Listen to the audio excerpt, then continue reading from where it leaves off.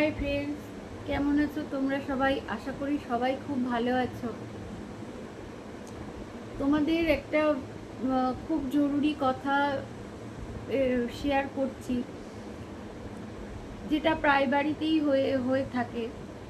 বেশিরভাগ পেরেন্টসকে দেখি সে মেয়েদেরকেই ঘরের কাজ, যেমন খাবার বানানো, ঘরদোর পরিষ্কার রাখা,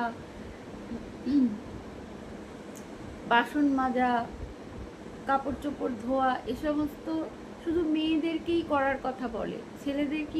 ছেলেদেরকে এসব ছোটবেলা থেকেই বলা হয় না, বা শেখানো হয় না, বা করার কথা বলাও হয় না কোনো সময়।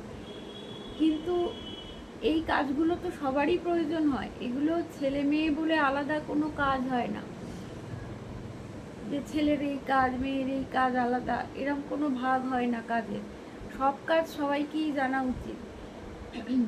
এর থেকে এই প্রবলেমটা হয় যে ছেলেরা যখন বড় হয়ে যায়, যখন অনেক সময় দেখা যায় যে ছেলেরা পড়াশুনোর কারণে বা চাকরি চাকরি সূত্রে যখন বাইরে চলে যায়, তখন সেখানে না তার মা থাকে, না বউ থাকে, কেউই থাকে না, হয়তো মেয়েডও কাজ করার পাওয়া যায় না। তখন সে কি করে, দিনের পর দিন বাধ্য হয়ে বাইরের খাবার খায়, খেয়ে তার স্বাস্থ্য খারাপ হয়, ঘরেরও কোনো কাজ করতে পারে না, যার জন্য ঘর অগোছালো থাকে।